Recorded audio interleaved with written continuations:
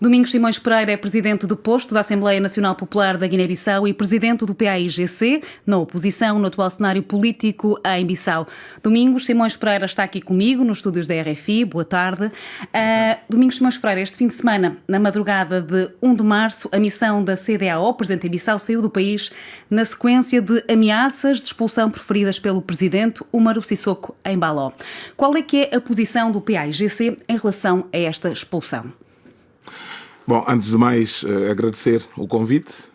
É sempre uma honra estar de volta a esta casa, mas corrigir que, na nossa percepção e de acordo com a nossa Constituição da República, pode-se evocar a dissolução do Parlamento, mas o Presidente do Parlamento mantém-se em funções até a eleição de novos parlamentares, porque eu não fui designado por ninguém, eu fui eleito pelos meus pares que saíram das últimas eleições legislativas. Portanto, a minha coligação ganhou as eleições legislativas com maioria absoluta e é resultado disso que na primeira sessão eu fui eleito presidente da Assembleia Nacional Popular. Em relação à questão que coloca, que é da CEDEAO, que é uma questão muito pertinente, eu penso que antes de responder a essa questão da missão, é importante enquadrar, é importante contextualizar, não é, a relevância da CEDEAO. Eu digo isso porque não só é a questão da pertença a esse espaço comunitário, mas o papel que a CEDEAO teve em todo o processo. É preciso lembrar que em 2019, na sequência das eleições, das últimas eleições presidenciais, havia um contencioso eleitoral. Um contencioso eleitoral que tinha duas posições diametralmente opostas.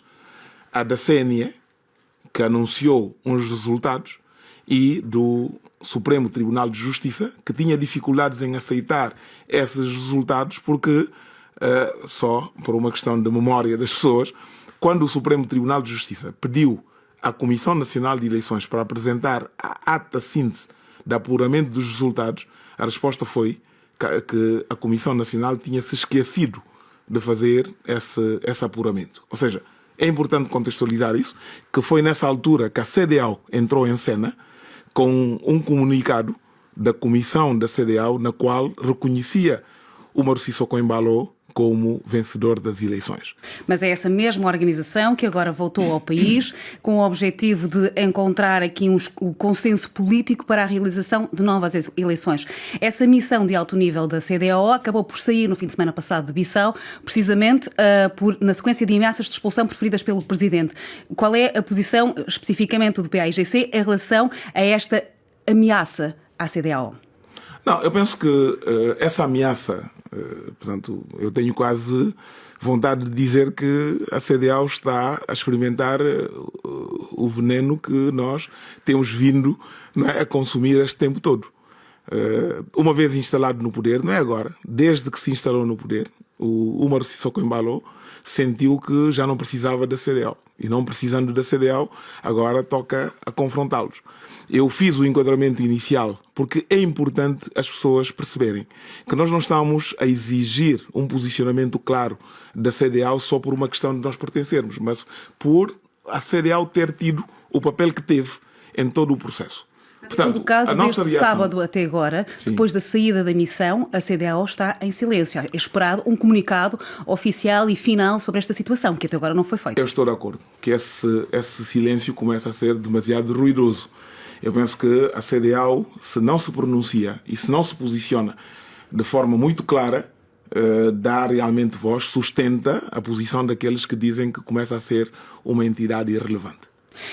Carlos Pinto Pereira, atual Ministro dos Negócios Estrangeiros da Guiné-Bissau, que foi de resto seu advogado também, acusa a delegação da CEDEAO, e passo a citar, de ter vilipendiado na praça pública o nome do país, sublinha que o Executivo guineense está inteiramente ao lado da posição do Presidente e acrescenta que a Guiné-Bissau aguarda da parte da CEDEAO uma retração pública.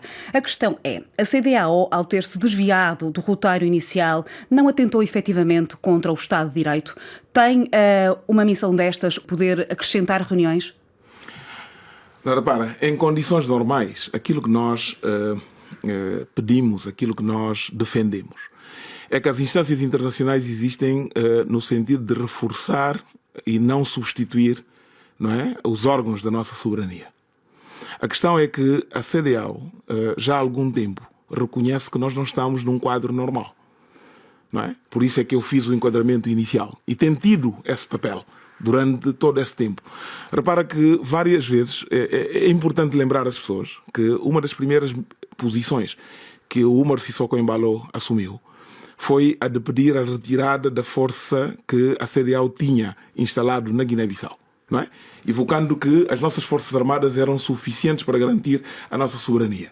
Pouco tempo depois, fabricou o 1 de fevereiro, agora para justificar o regresso da CEDEAO, da força militar da CEDEAO, só que desta vez não com a missão de estabilizar os outros órgãos de soberania, mas de garantir segurança a ele, garantindo a sua segurança para ele poder atacar os demais. Portanto, com isso, o que é que eu pretendo dizer? É óbvio que a CEDEAO não devia ter esse tipo de papel, mas teve-o na instalação do Umar Sissoko Embalo enquanto Presidente da República. E é por isso que a CEDEAO tem a responsabilidade de acompanhar esse processo e garantir que há uma transição. E mais, eu gostava de adicionar o seguinte. A nossa Constituição, conjugada com a nossa lei eleitoral, estabelece um calendário. Não é? É muito claro ao definir que o último dia do mandato do atual Presidente do então Presidente da República devia ser o primeiro dia do novo Presidente eleito. O que significa que, por via dessa interpretação, se consegue estabelecer um calendário. Ou seja, o Umar Sissoko Embalo, no exercício da sua função enquanto Presidente da República, devia ter convocado eleições e permitir a realização de eleições para que, no dia 27 de fevereiro de 2025, nós tivéssemos a inaugurar um novo Presidente. Mas essa data é a data que defende a oposição, a data que defende o Presidente, defende que o seu mandato termina a 4 de setembro. E a sensação que dá é que na Guiné-Bissau a Constituição e a lei eleitoral são passíveis de interpretações consoante a conveniência. Não são. É de gente com déficit de cultura democrática, é de gente que tenta distrair a atenção das pessoas e vai evocando este tipo de argumentos que não têm qualquer tipo de sentido. Por que é o dia 4 de setembro? Porque coincide com a data em que o Supremo Tribunal de Justiça encerrou o contencioso que sucedeu às eleições presidenciais de 2019. Como é que fica a interpretação de que o início do seu mandato, não é, começa com a sua prestação de juramento? Ele prestou juramento no dia 27 de fevereiro de 2020. E no dia 28 de fevereiro de 2020 começou a tomar medidas, uma das quais a demissão do governo e nomeação do novo governo. Como é que se fica com isso? Como é que ficamos com o conjunto de atos que ele praticou entre fevereiro de 2020 e setembro de 2020? Em que ficamos? Por isso é que eu estou... Mas em todo o caso, neste momento, há aqui o 27 de fevereiro já é passado, portanto, a data defendida pela oposição para termo de mandato já passou, já faz parte do passado. O Presidente fala em 4 de setembro, diz que não há hipótese absolutamente nenhuma de um governo de União Nacional daqui até lá. Aliás, o Presidente fala em eleições em novembro, corrijo. Portanto, há uma das partes que vai ter que ceder. Sim. Estamos perante mais um golpe constitucional e institucional. Estamos perante mais um golpe, porque repara, a contradição é tão flagrante que, vejamos, mesmo que a gente considerasse a data que ele próprio escolheu dia 4 de setembro, não é? Agora a questão é, faz-se eleição antes do fim do mandato ou depois do fim do mandato? Se ele próprio escolhe o dia 4 de setembro como o último dia do seu mandato, a lógica não seria marcar eleições para que o novo presidente eleito tomasse posse no dia 4 de setembro, mas ele diz novembro. Por que é novembro? E surpreendeu, eventualmente, o anúncio do Umar Sissoko Embalo na segunda-feira, quando chegou a Bissau, de dizer que se recandidatava nas eleições de novembro, eleições gerais, portanto presidenciais e legislativas, e ele que avançou ainda que terá uma vitória garantida à primeira volta. Surpreendeu este anúncio? Não. Eu penso que não surpreendeu-me a mim, não surpreendeu a nenhum guineense. Todos os que... Nós tivemos 5 anos muito difíceis. Não é? O povo guineense foi obrigado a aceitar uma imposição que lhe foi feita, porque o povo guineense não votou em Umar Sissoko Embalo em 2019. Mas, perante toda a pressão internacional e a conjuntura que se vivia, o povo guineense resignou-se a aceitar. E nós contribuímos em pedir ao povo guineense que fizesse essa concessão. E foram 5 anos muito difíceis, em que muita gente foi... Ou seja, houve alguma conivência por parte da oposição, tendo em conta as ações do presidente Umar Sissoko Embalo? Não, depende do que está a chamar de aceitação. De oposição. Nós somos muitas vezes rotulados de oposição, mas nós somos aquela oposição que ganha todas as eleições. E, portanto, é uma oposição muito especial. Eu não sei se está. Por isso é que eu no início disse que estava na oposição no atual cenário político na Guiné-Bissau. Nós nunca estivemos coniventes com o Umar Sissoko Embalo. Simplesmente confrontados com a tal situação do Covid que era evocada pela CDAO e pelo conjunto de propostas que foram colocadas à mesa, entendemos que era bom, era favorável àquilo que era a situação política que se vivia, encontrar um entendimento, um compromisso. Desde o primeiro dia do estabelecimento desse compromisso, nunca foi respeitado. E é esse quadro. Domingos Simões Pereira, o presidente do país avançou que vai convocar os partidos para consultas antes de produzir o decreto de fixação das eleições gerais, portanto, de novembro. A presidência anunciou ter convocado para sexta-feira o PAIGC, precisamente para audiências. O PAIGC vai comparecer a esta reunião? Primeiro é preciso deixar bem claro que o cidadão Umar Sissoko Embalo não é Presidente da República. Ele foi Presidente da República e assumiu a posse no dia 27 de fevereiro de 2020 e no dia 27 de fevereiro de 2025 chegou ao fim o seu mandato. Mas ele não deve continuar mandato até novas eleições? Não. Quem é que deve liderar o país? Isso não existe em nenhuma Constituição, sobretudo de regime de sistema de governo semipresidencial. Isso existe para governos. Os governos aguardam até a nomeação de novos governos. Existe para assembleias da República, que os deputados aguentam-se até a eleição de novos deputados. Não existe para presidentes da República. E a Constituição da República deixa muito claro quais são os mecanismos para substituição perante o seu impedimento, seja temporário, seja definitivo, como é neste caso. Agora, repara, mesmo em termos de substituição temporária, não é? O cidadão ou o presidente na altura, Umar Sissoko Embalo, tem tão grande déficit de cultura democrática que mesmo nessa altura, quando ele viajava, não era o presidente da Assembleia Nacional Popular que o substituía. Ele deixava como substituto inicialmente o chefe do governo, o primeiro-ministro, e mais tarde o ministro do Interior. Tal é a forma arrogante e o desprezo que ele tem em relação à ordem constitucional. Mas, Domingos Simões Pereira, se Umar Sissoko Embalo não ou deixou de ser presidente da Guiné-Bissau, considerando que o mandato dele terminou a 27 de fevereiro, quem deve estar a assumir esse cargo neste momento? Ou quem deveria?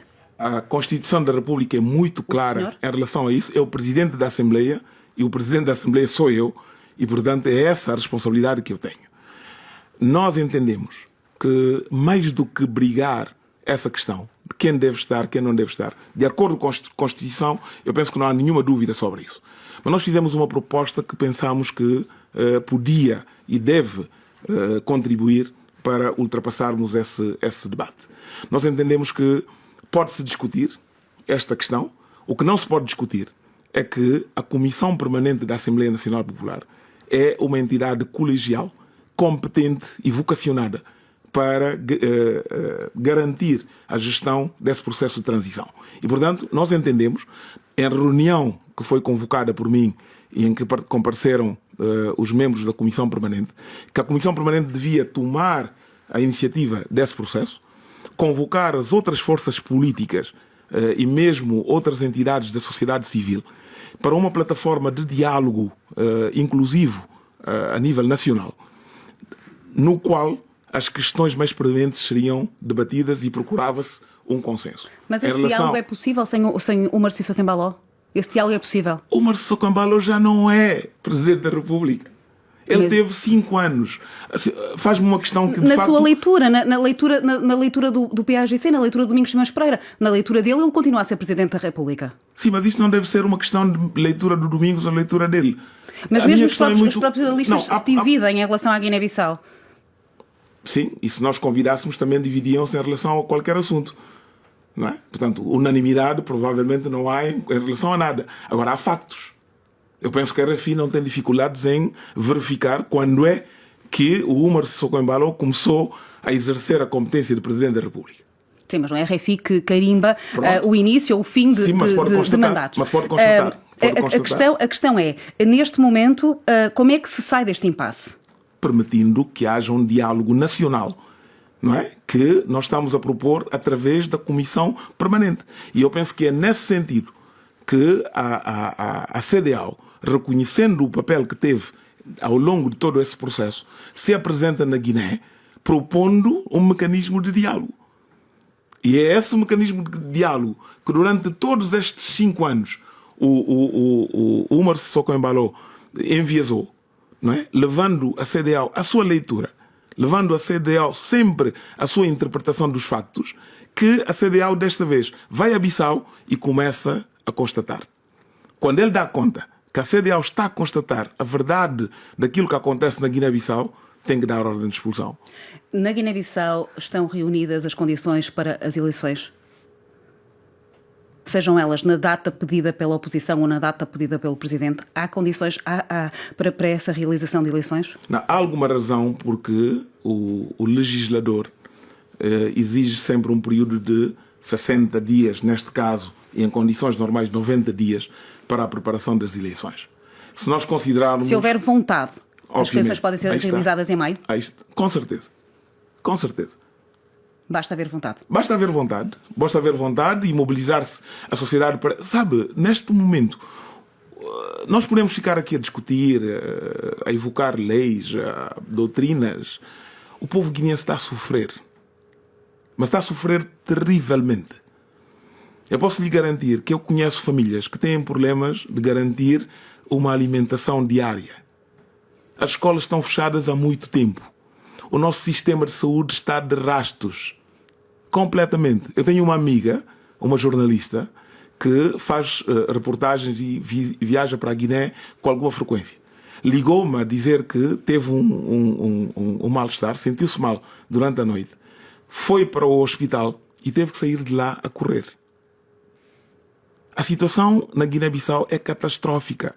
É importante que os nossos parceiros e todos aqueles que nos acompanham deixem de acompanhar a situação da Guiné numa perspectiva prosaica pronto, a Guiné tem-nos alimentado com histórias deste tipo. Não. A Guiné está sequestrada por um senhor que utilizou mecanismos vários que ele provavelmente aprendeu noutras latitudes, sequestrou a Guiné, instrumentalizou instâncias que lhe permitem usar a força e está arrastando o país para um beco sem saída. É preciso parar. É exatamente isso que eu gostava também de perceber, que é como é que se justifica que com esta contestação interna, com este imbróglio com a CEDEAO, o Umar Sissoko Embalo continua com o apoio do governo e com os tapetes vermelhos estendidos por este mundo fora. Ele acabou de chegar da Rússia na semana passada, Azerbaijão, Hungria, esteve aqui em Paris. Há um anúncio também de uma deslocação aos Estados Unidos. Para a comunidade internacional, é indiferente a situação política interna do país? Parece. Se fizermos essa leitura, é exatamente aquilo que transparece, porque é completamente contraditório. E como é que olha para as relações especificamente entre Umar Sissoko Embalo e Emmanuel Macron? O Umar Sissoko Embalo, a quem foi dada a Legião de Honra, quem foi atribuída aqui em Paris pelo homólogo francês, portanto pelo presidente Emmanuel Macron, isto no dia seguinte a um episódio de agressões do qual ele foi acusado de ter agredido ou ter mandado agredir membros da comunidade guineense aqui em Paris. Como é que olha para estas relações? Para esta proximidade entre estes dois estadistas? Alguma coisa não bate certo. E eu não tenho elementos suficientes para poder identificar exatamente o que é que está mal. Mas algo está terrivelmente mal. Eu penso que um país como a França é conhecida por outros valores. Não é? E, portanto, nós temos a tendência de olhar para países como a França, a Inglaterra e outros e dizer que a democracia liberal tem nesses países o seu fundamento. Depois temos dificuldades em poder compreender. Mas há talvez uma explicação. E uma das explicações terá a ver com alguma dificuldade que a França, de repente, começou a ter na nossa sub-região. Umar Sissoko Embalo, sendo um oportunista político exímio, não é? Terá identificado isso.